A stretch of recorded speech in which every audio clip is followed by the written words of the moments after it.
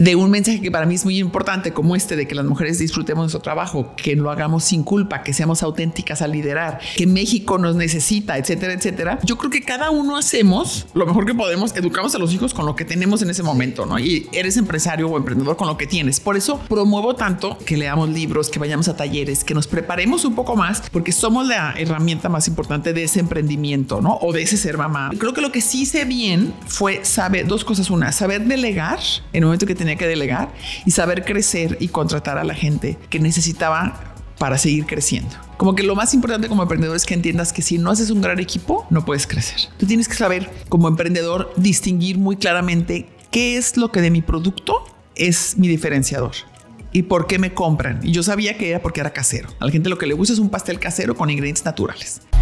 Bienvenidos a Humanizando el Éxito. Soy Andrea Gallardo, soy reclutadora, cazatalentos y me encanta entrevistar. Marisa Lazo es fundadora de Pastelerías Marisa, una empresa que comenzó con la simple venta de un pay de pera y hoy se ha convertido en la cadena de pastelerías más grande de México.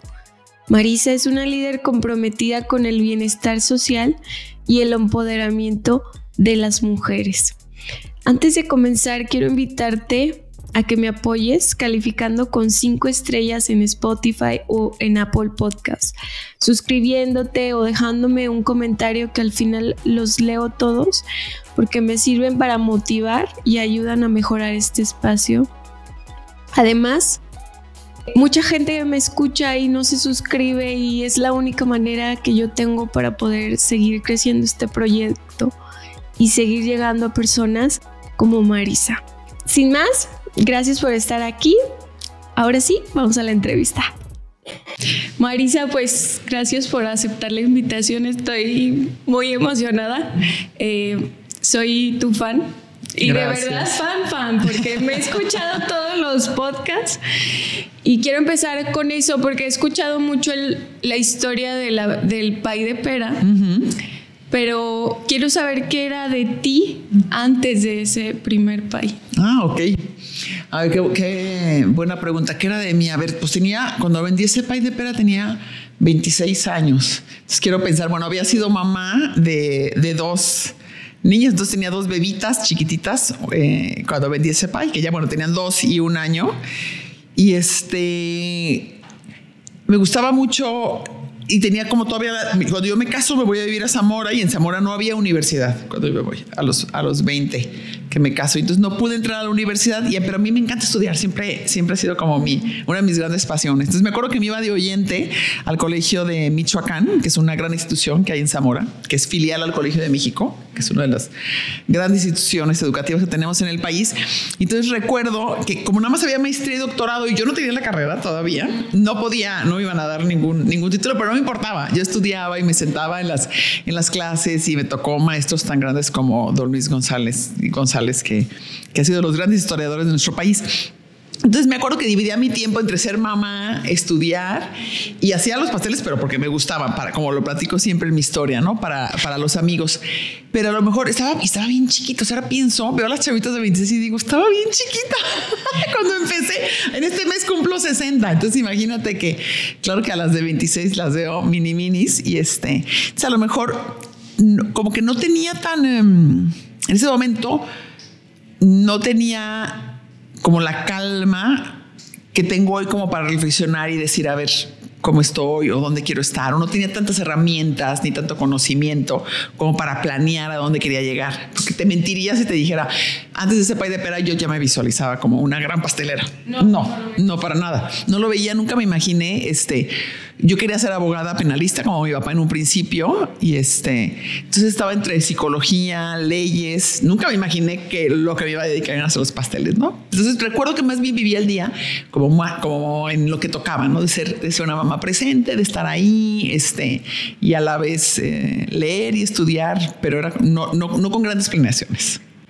Tienes 2 niñas, yo también. ¡Ay, qué bien! Y la grande, una de mis hijas también se llama María José, como tu hija. ¡Qué bien! Entonces me identifico mucho. A diferencia de ti, yo como que sí soñaba que iba a trabajar. No sabía, pero sí siempre como con ese... Y ahora tengo mis hijas chiquitas, tengo 6 y tienes 6 y 4. Y también te he escuchado que tú empezaste los pasteles cuando ellas pues eran unas niñas. ¿Qué hiciste bien y qué hiciste mal mientras las criabas y tenías este emprendimiento? Claro. Porque sí, claro, porque lo estás viviendo tú y muchísimas mujeres. Culpas. Sí, claro, y las culpas yo sé. Sí. Mira, yo creo que ¿qué hice mal? Voy a empezar por lo que hice mal. Lo que hice mal fue que en ese momento todavía no había aprendido, que lo he aprendido con la práctica budista y con la filosofía budista, a estar presente en donde estoy con todo mi ser. Entonces, hoy en día, si estoy con mis nietas jugando, como que no estoy pensando en mi negocio, estoy con ellas jugando. O si estoy aquí, no estoy pensando en las gorditas o en el gordito, o no estoy como agobiada por otras cosas. He aprendido que la mejor manera de estar con una persona o la mejor manera de trabajar en mi negocio es con toda mi presencia. Entonces practico, claro que hay momentos que no lo cumplo, pero trato de practicar el estar con mi mente donde está mi cuerpo. Y entonces si me toca estar aquí en el negocio, yo estoy en mi escritorio y yo nomás pienso en el negocio y en los números y en el crecimiento y en la gente y en los programas y etcétera, etcétera. Y entonces me reúno con el financiero y lo que sea, lo que tenemos que resolver, y estoy aquí. Y cuando estoy con ellas, estoy con mi madre, estoy con mis amigas, he aprendido a que disfruto mucho más, soy mejor compañía si estoy con todo mi ser, ¿no? Y cuando estaban muy chiquitas, no tenía esta práctica, no tenía estos conocimientos. Entonces me recuerdo como muchas veces estando con ellas, por ejemplo, me recuerdo, las dos son muy buenas para jugar fútbol, y entonces me acuerdo que tenían partidos y íbamos y las acompañaba. O sea, sí estaba ahí con ellas en el partido de fútbol, pero traía un libro de Freud y estaba leyendo lo que me tocaba leer porque estaba estudiando mi maestría en psicoanálisis. Y entonces no estaba 100% donde debía estar, que era atenta viendo cómo jugaban fútbol mis hijas. Y no es algo que yo te diga, hijas, mano, las veo traumadísimas porque su mamá estudia al mismo tiempo, tampoco. Y entonces creo que algo que hice bien sí fue comunicarles y decirles. Para mí es bien importante estudiar. No pude estudiar antes de que nacieran ustedes mi carrera y mi maestría. Entonces les toca compartirme con esta parte que también es una pasión para mí. Entonces eso sí se los compartía, o también les compartía que ya vendía más pasteles, y que creo que lo que hice bien fue transmitirles, sin pensarlo, ahora que miro para atrás me doy cuenta, pero no lo hice pensándolo, pero creo que lo que hice bien fue transmitirles que lo que yo trabajaba era un trabajo muy padre, digno, que me generaba una gran satisfacción y una sonrisa. Entonces yo no llegaba a casa de, ay no, qué horror, vengo muerta, no me pidan nada, vengo muerta, o no saben qué pasado estuvo, sino era todo lo contrario, estuvo padrísimo, ya vendemos los pasteles, o ya pusimos una sucursal nueva. Entonces mis hijas crecieron con una mamá que amaba y que ama lo que hace, y que les transmitió, que yo lo tuve en mi padre. Mi padre era abogado penalista y él me transmitió mucho el amor por el trabajo y su pasión por lo que hacía. Y eso que era abogado penalista, que no es una profesión sencilla, y él siempre llegaba fascinado, así trae unos casos padrísimos, y siempre me enseñó como prepararte mucho para trabajar bien y disfrutarlo. Y entonces, sin darme cuenta, se lo fui transmitiendo. Entonces hoy en día mis hijas trabajan felices aquí porque ellas recibieron esta parte del amor por el trabajo, ¿no? Y la dignidad que tiene. Entonces creo que también otra cosa que hice bien fue, en un principio sí tenía, como todas las mujeres, culpas. Y sí me recuerdo que les decía, ahorita regreso y jugamos a no sé qué, ¿no? Y nunca ves a un señor que les diga a sus hijos, ay, perdón, voy a trabajar, pero ahorita que vengan jugamos a la plastilina o jugamos a fútbol. Y nosotras todavía lo hacemos. O sea, a lo mejor lo hice alguna vez, pero sí, lo primero que empecé a leer fueron textos que tenían que ver con mujeres hablando de este tema. Y entonces sí fue de las primeras cosas que trabajé, el darme cuenta que no estaba transgrediendo ninguna frontera, que no estaba haciendo nada incorrecto por salir de mi casa y ponerme a chambear y dejarlas, lo pongo entre comillas, a las niñas en la casa, ¿no? Entonces siento que lo que estuvo bien es que, aunque sí tuvieron que dividir o sí tuvieron que compartir a su mamá con esa otra pasión tan grande que era la pastelería y el estudio, porque hubo una época en la que estudiaba muchísimo, tenían una mamá que era muy feliz y que se sentía muy satisfecha. Entonces creo que para los hijos, si nosotros les pedimos disculpas y si nosotros nos sentimos culpables y les mandamos como el mensaje de pobre de ti que te tocó esta mamá que chambea o que tiene otra pasión, pues con eso van a crecer. Y creo que lo que hice bien fue decirles, no, qué padre que te tocó. O sea, yo soy muy feliz. Ajá. Y soy una mamá que disfruto lo que hago, y entonces eso ayudó a que no se creara una dinámica de chantaje o de culpas de mi parte, ¿no? Y entonces conforme fui trabajando como esa dignidad en lo que estaba haciendo y dándome cuenta que era bien importante y que era tan importante como el trabajo que hacía su papá y que podíamos hacer una diferencia y podía yo permitirme un viaje a lo mejor que no hubiéramos permitido como familia si yo no vendiera los pasteles. Y entonces le decía, miren qué padre, esto lo hicimos con la venta de los pasteles, hazte cuenta, o con lo bien que nos fue en diciembre. Entonces ya, vámonos a Disney. Entonces ese tipo de cosas lo fui compartiendo, pero lo hice sin pensarlo tanto. Más bien lo aprendiste de tu papá y como que ya lo traías ahí en el inconsciente. Sí. Y a lo mejor como que algo hubo en mí que no me sentía tan culpable o tan mal, por fortuna. Y después lo fui trabajando un poco más y entendiendo que no tiene nada de malo. Exactamente. Pero sí es bien importante el mensaje, o sea, la parte, entonces tiene que venir como desde tu ser interno, el no sentir eso. O sea, no tiene que ser algo como, lo leí y eso voy a hacer, sino de verdad de convencimiento, porque los hijos lo sienten. Ok. Entonces, sin al contrario, que digan, oye, qué padre que mi mamá chambea. También, bueno, he escuchado que tocas el tema de tu papá. ¿Te hubiera gustado verte hoy en lo que te has convertido? Uy, casi voy a llorar. Y el legado que estás dejando. Sí, claro, me hubiera encantado muchísimo. Y ya tiene 25 años que murió y sigo llorando por él.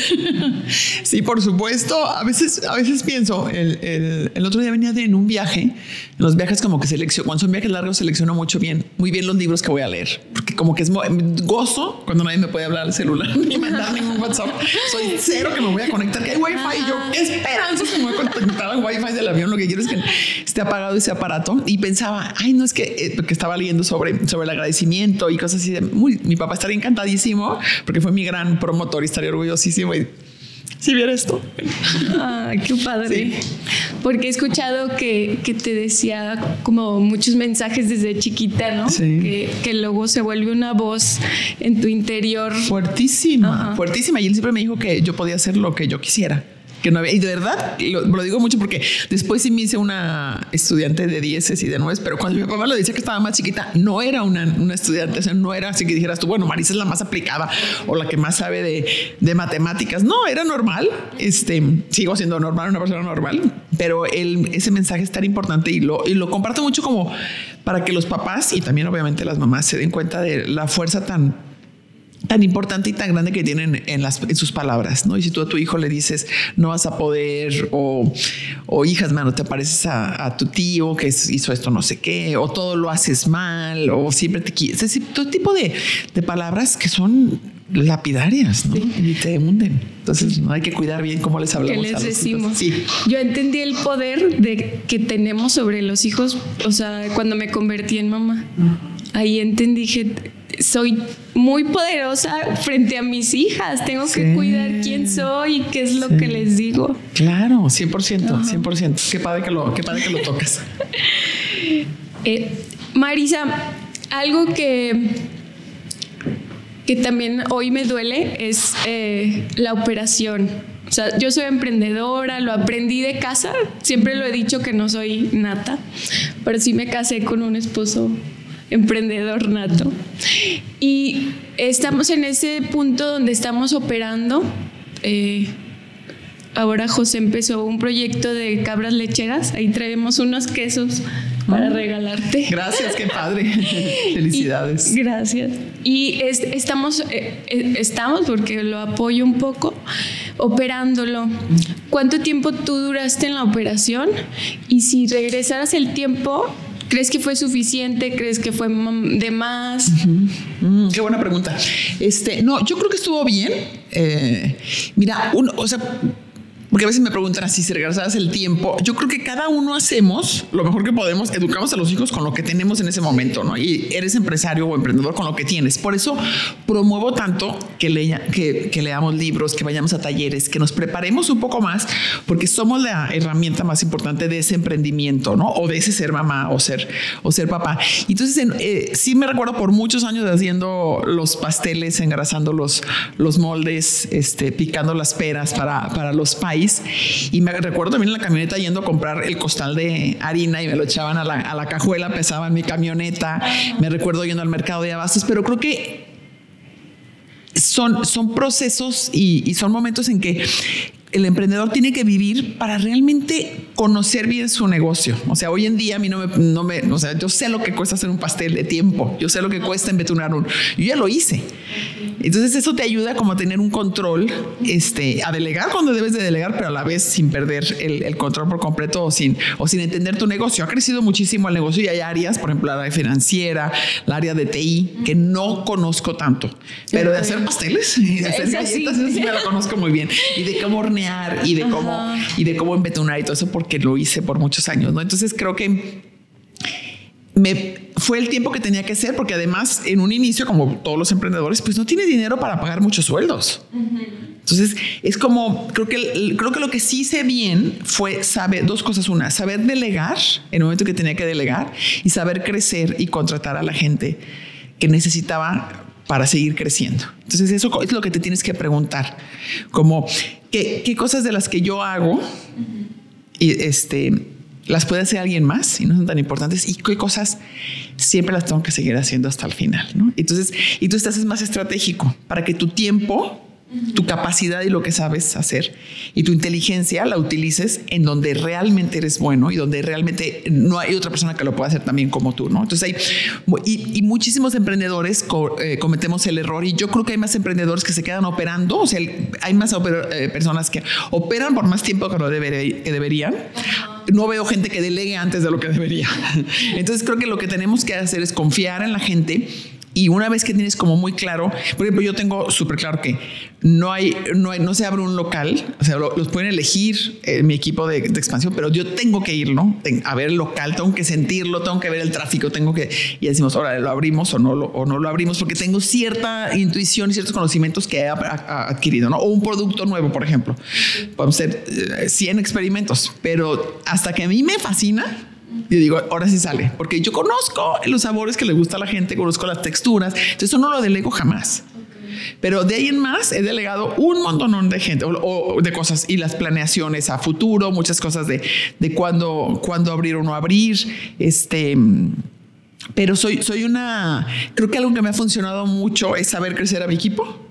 Saber elegir a los líderes, a la gente que puede crecer, y darle las herramientas para que crezcan. Darle la confianza, porque luego a veces te dicen que delegan, y entre comillas delegan, porque siguen micromanaging todo y preguntando todo y no permitiendo que la gente tome decisiones y que se equivoque. Entonces creo que tienes que ir creando una cultura en donde las personas y la gente que creces sepan que tienes toda la confianza en ellos, que sepan que se pueden equivocar, porque van a tomar decisiones, se van a equivocar como me he equivocado yo 1000 veces, y que su puesto o su trabajo no está en juego, ¿no? Eso permite que entonces sí crezca la gente. Y lo más importante, creo, es darles una y otra vez, año con año, capacitaciones, libros para que lean, cursos, compartir. Yo, por ejemplo, si leo algún libro que me gusta, me gusta mucho ir a Harvard todos los años a estudiar, entonces me dan como 16 casos a estudiar. Entonces elijo 2 o 3 que son los que más me gustan y digo, a ver, esos los tengo que compartir. Se los voy a platicar. Les voy a platicar para que vean qué padre la cultura que creó esta empresa, tan horizontal, por ejemplo. Entonces busco la manera de compartir lo que sé. Pero los dejo completamente libres de que me pregunten y que se solucionen ellos los retos que se les vienen, y solamente cuando ya no pueden, no hay una gran pregunta, que vengan conmigo, porque si no realmente no lo. Entonces no puedes, como que lo más importante como emprendedor es que entiendas que si no haces un gran equipo, no puedes crecer. Y si no dejas de operar en el día a día, lo sencillo, no puedes crecer. Pero hay un momento, hay unos años en que tienes que operar. ¿Cuántos años fueron? Buena pregunta. Déjame pensar. Pues a lo mejor seguro 5, porque 5 estuve en mi cochera. Y cuando estuve en mi cochera ahí nos hacía yo los pasteles. Y ya en Américas, a lo mejor que ya fueron como a los 7 años que abrí Américas, porque a los 5 abrí Golfo y a los 7 abrí Américas. Ya en Américas me metía menos a hacer el pastel y a embetunar, y estaba más como pensando en desarrollar productos nuevos o en abrir otras sucursales. Entonces, a lo mejor unos 5 años sí estuve muy involucrada. Y a lo mejor, porque todavía en Américas me recuerdo haber ido al mercado de abastos a comprar, o sea, no tenía un chofer que fuera a comprar. O sea, yo era la de compras, la de compras, la de distribución, etcétera. Pero sí, más o menos como esos años. Y también depende mucho de las empresas, ¿no? Hay empresas en las cuales podemos ir creciendo más lentamente, como la nuestra, como la de si haces quesos o yo que sea los pasteles. Hay empresas tecnológicas que necesitan crecer mucho más rápido, y entonces necesitan inversión externa, necesitan otro tipo de mentoría, otro tipo de socios, ¿no? Entonces también depende mucho de la empresa, Pero creo que lo importante es que seamos humildes, que le bajemos a nuestro ego como emprendedores y que no creamos que somos los únicos que podemos hacer bien las cosas. Que nadie lo va a hacer. Exacto. Así dice yo, ¿cómo? Nadie va a hacer el pastel. No, lo hacen mejor que yo. Les queda más alto que a mí. Más rico. Esa era otra pregunta porque tú llevas de 0 a 10 sucursales y ahora a 100, no sé cuántas. 111 tenemos ya. 111. Sí. Y luego ahorita veía en la ventana que realmente hay gente quebrando el huevo y separando la yema, como lo has dicho en muchos podcasts. Sí, es cierto. Qué bueno que lo dices tú. ¿Qué ha cambiado en la gestión? O sea, que sí cambió. Ok, mira, muchas cosas. O sea, y es una buena pregunta, sobre todo para crecer y para seguir produciendo. Y ha cambiado, por ejemplo, por darte un ejemplo, antes. Y tú tienes que decidir qué cosas sí vas a cambiar y qué cosas no. O sea, yo dije, nunca voy a cambiar que se meta saborizante artificial. O sea, nunca voy a dejar de ponerle naranja natural y no le voy a poner gotitas de naranja. No le voy a dejar de poner almendra picada y ponerle gotitas de almendra, que odio el saborizante artificial de almendra. Entonces, hay cosas que digo, no lo voy a hacer nunca. Pero la manera... Entonces, seguimos haciendo los pasteles, como dices tú, se abre 1 millón de huevos aquí al mes. Seguimos haciéndolo de manera artesanal en ese sentido, pero muchos otros de los procesos ya no son así. Antes, un mismo pastelero engrasaba sus moldes, pesaba los ingredientes, los mezclaba y los vaciaba sobre el molde y metía a hornear. Hoy en día tenemos personas que solamente pesan los ingredientes. Entonces él recibe las bolsas enumeradas 1, 2, 3 con las harinas, el royal, la mantequilla, lo que tenga que hacer, y él ya nada más y recibe los moldes engrasados. Entonces eso nos hizo mucho más. Lo hicimos con una empresa asesora que se llama Soconini, que nos ayudó a implementar Lean Six Sigma, que es esta manera de trabajar más lean, no más delgada, más eficiente. Y entonces lo más eficiente es que haya una persona que esté picando fresa, una persona que solo hace cremas, una persona que pesa ingredientes, una persona que engrasa moldes y una persona que vacía la masa. Exacto. Y entonces no cambió en que no deje de usar huevos frescos, ni fresa fresca, ni naranja fresca, pero sí cambió en la manera en cómo lo hacemos, ¿no? En cómo los horneamos. Entonces, tú tienes que saber, como emprendedor, distinguir muy claramente qué es lo que de mi producto es mi diferenciador y por qué me compran. Y yo sabía que era porque era casero. A la gente lo que le gusta es un pastel casero con ingredientes naturales, que no tenga saborizantes artificiales, que no tenga conservadores, que no se haga de manera industrial. Entonces, a eso nunca voy a renunciar, nunca. Pero hay muchas maneras de llegar a eso. Que le puedes modificar. Exactamente, que está más eficiente. Sí, escuché que cuando hiciste ese cambio tuviste pues una resistencia. Ajá, por parte del equipo. Sí, es que todos los cambios siempre traen resistencia. Y ahí lo que me falló, ese fue uno de mis graves errores y de mis grandes lecciones, es que me faltó comunicarlo bien. O sea, yo tenía como muy claro que si lo hacíamos con Lean Six Sigma y si producíamos así, íbamos a tener más utilidades todos y nos iba a ir mejor y íbamos a poder tener todas las sucursales llenas de pasteles de 9 de la mañana a 9 de la noche. Pero lo platiqué una vez con todo el equipo y ya. Y no, tuve que haberlo platicado 10, 15, 20 veces. Y cuando haces un cambio tan importante, tienes que darle chance a la gente que lo implemente unos días y luego regresar y preguntar cómo se sienten, cómo van con este cambio. A veces lo único que la gente quiere es que los escuches. Sí. No siempre puedes hacer todos los cambios que piden, pero sí quieren que los escuches. Y yo dije, yo lo entendía muy bien en mi cabeza y dije, pues ya lo entiendo perfecto. Todo el mundo. ¿No? Grave error. Pero bueno, lo aprendí la lección y ahora comunico de más. Ok. Marisa, ¿te acuerdas en qué año vendías 1000 pasteles? Más o menos. No. Me acuerdo cuando vendía 40.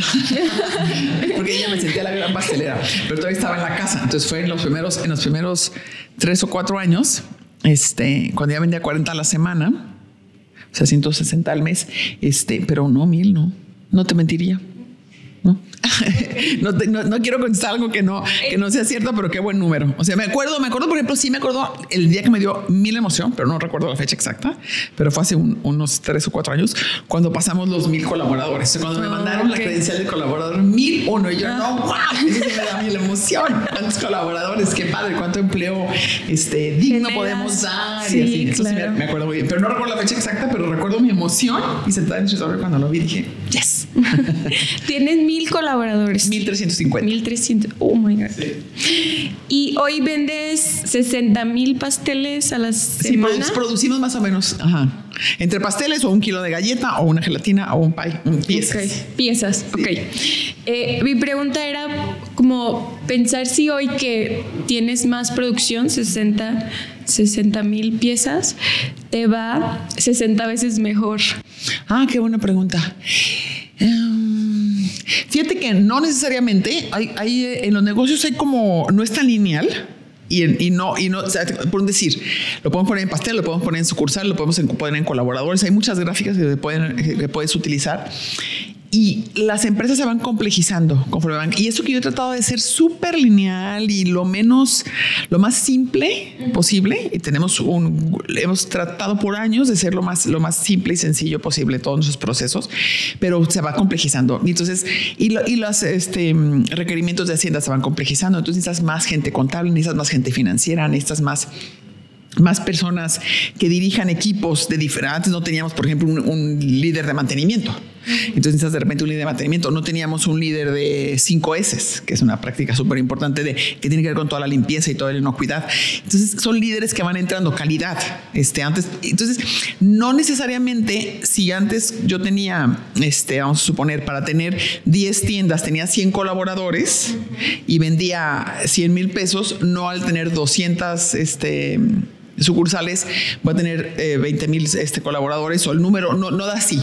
O sea, ojalá así fuera, y es de los retos grandes, pero la verdad es que no. Y además hay muchas cosas que están en juego. Por ejemplo, varía mucho, no sube linealmente los precios de las rentas de los locales, por ejemplo. Entonces de repente tienes rentas mucho más altas, o de repente hay ciertos materias primas que sufren mucho. Por ejemplo, yo subo, por decir, 6% a los productos o 8%. Nunca trato de no subir mucho.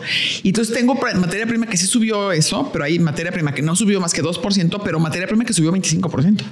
Entonces, el reto es no perder, o sea, no tengo los mismos porcentajes de utilidad que tenía al principio, pero eso no significa que no me vaya mejor, porque a lo mejor mi 20% de antes era una cantidad que hoy, aunque sea el 16 o 17, que no pueda llegar a ese 20, el volumen es mucho más grande. Entonces, exacto, pero no es tan lineal. Y no hay que frustrarse pensando que tiene que ser, porque sí se hace más complejo. Y todo lo del sistema, por ejemplo, cuando yo empecé, pues no existía. O sea, cobrábamos con máquinas registradoras, no teníamos un sistema de cómputo ni un ERP dentro de la empresa.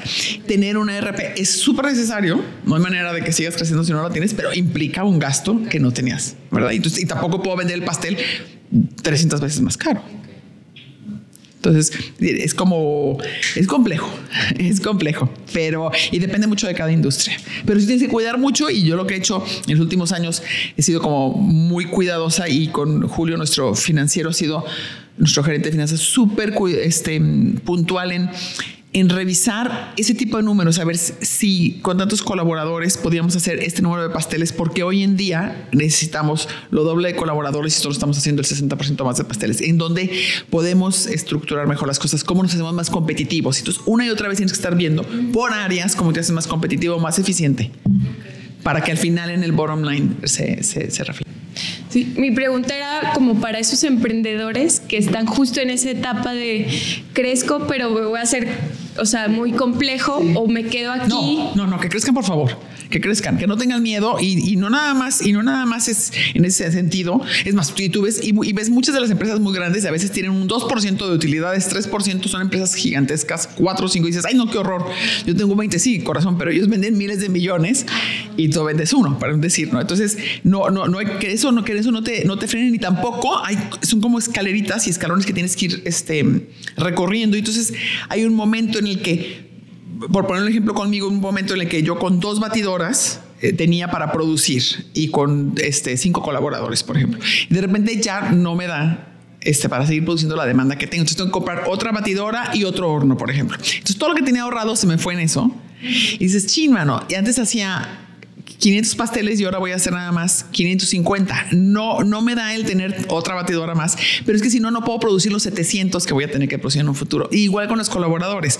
Pues a lo mejor con 5 colaboradores puedo hacer 50 pasteles, y necesito de repente contratar a uno más, o contratar a alguien más especializado en mantenimiento o en cualquier área, que si no lo hago, si me da miedo dar ese brinquito y quedarme sin fondos, o a lo mejor cuando tenía 5 colaboradores ganaba 10,000 pesos, y ahorita mientras tenga 6 o 7 y todavía no tenga esa producción tan grande, pues a lo mejor voy a ganar 8,000 pesos. Sí, no importa, pero eso te va a permitir que en un futuro ganes 15 y 20,000 y 30,000. Entonces siempre hay que estar constantemente reinvirtiendo en la empresa, creciéndola, sin miedo a que tienes cierta temporada en muchos momentos de tu crecimiento en los cuales te vas a quedar con 0 pesos, sí, o vas a ganar menos de lo que ganabas antes. Okay. Pero si no, no puedes dar el brinco a la siguiente.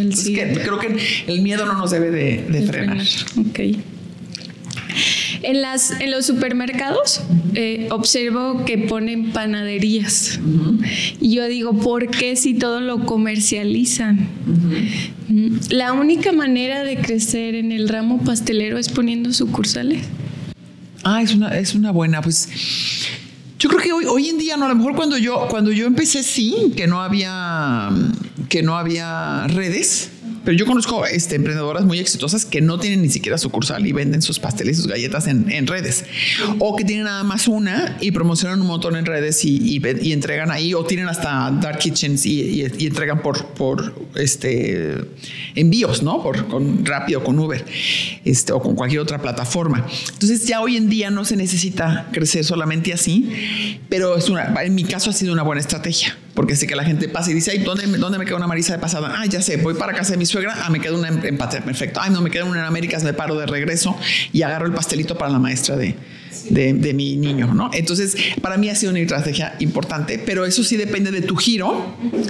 Y también depende en ese pregunta tuya en concreto de los supermercados. Los supermercados ponen su panadería porque es un gancho, porque el olor atrae mucho a los clientes, y muchas veces, como en eso y como en la leche, por ejemplo, a lo mejor no le ganan casi nada, y a lo mejor el pan dulce no le ganan tanto, pero cuando entras, yo te pongo la panadería al final o la leche al final, y tú entras, lo compras, y de salida se te atora los huevos, se te atora la ketchup y todo lo demás que me tengas que comprar. Es estrategia, ¿no? Sí, es una estrategia, sí. Okay.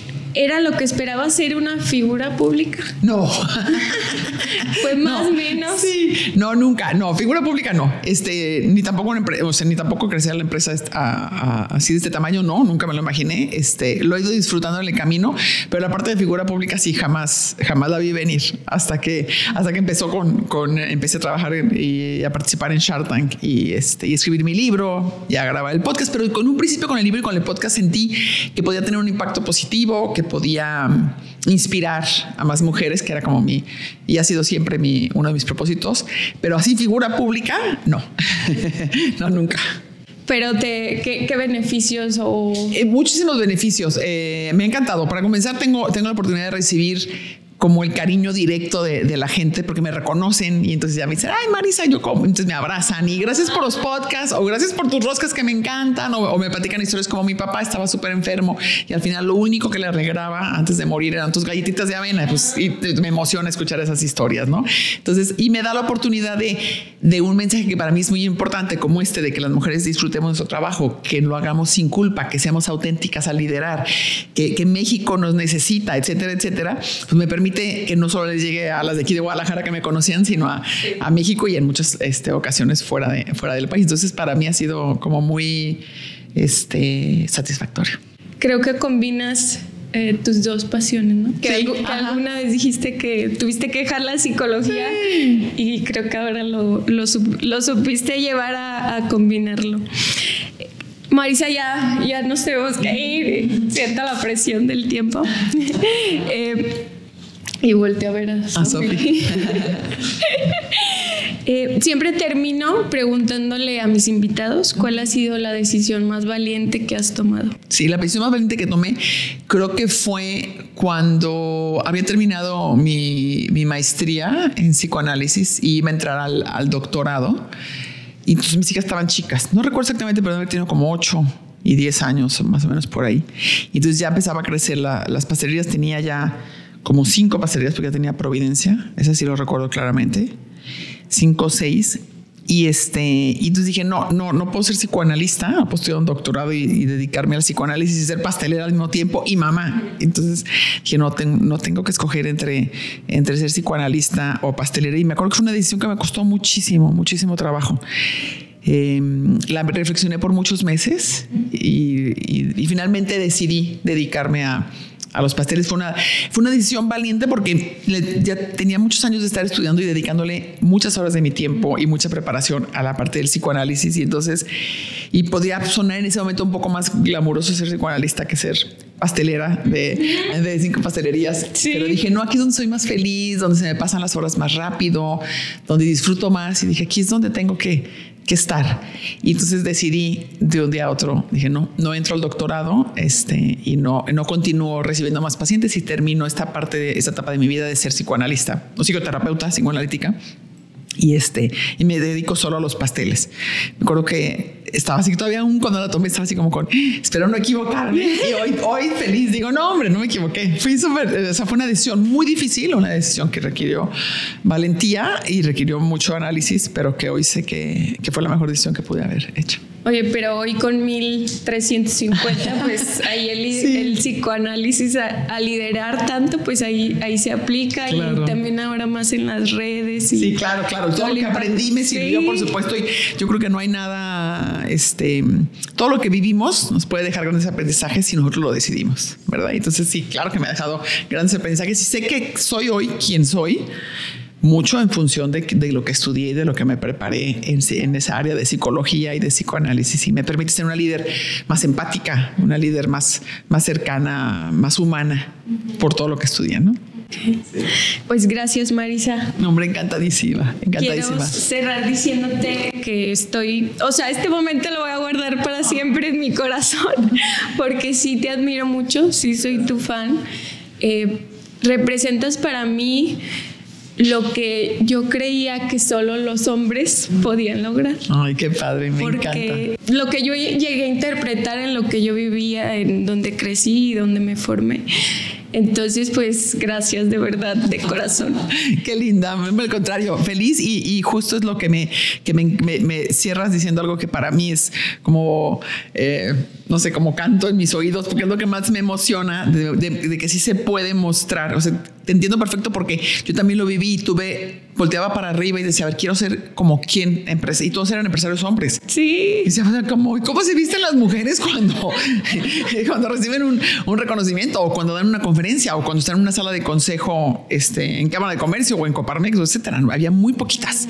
Entonces me encanta, es parte como de mi propósito de decir, podemos perfectamente bien liderar empresas, podemos crecerlas, podemos ser empresarias y también podemos ser madres o pareja o felices en lo que hacemos, ¿no?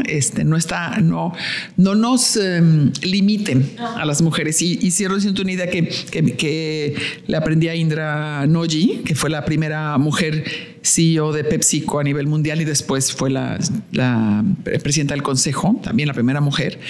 Y ella decía que por qué cuando las niñas están chiquitas les aplaudimos en el colegio y decimos, ay, qué padre, mi hija es la mejor para matemáticas, tiene el mejor promedio en la escuela, pero además es buenísima para correr y entonces se gana las competencias de salto y de correr y es buenísima para recitar poemas. ¡Wow! Y le aplaudimos y están los papás ahí felices aplaudiéndolos. ¿Y por qué cuando llegamos a grandes las mujeres no podemos ser buenísimas empresarias, buenísimas en la parte de la familia y buenísimas en nuestro desarrollo? O sea, ¿por qué solo nos limitan a aplaudirnos una área cuando podemos estar y lucirnos y dar mucho en todas las demás áreas de nuestra vida? Pues muchas gracias. Encantadísima, un placer. ¿Me firmas mis libros? Claro, pero feliz. Bueno, son 2 porque quiero regalar uno. Qué bueno, me encanta. Déjame el robo aquí. Ay, tiene esta perfecta, si no le iba a robar. Ya lo leí. Ay, que sí. Es que sí. Ya me di cuenta por tus preguntas, me di cuenta que sí eres. Ay, también traemos los quesos. Ay, qué bien. Gracias, qué rico. Entonces, ¿es el emprendimiento? Sí, de mi hermano. Ay, qué bien.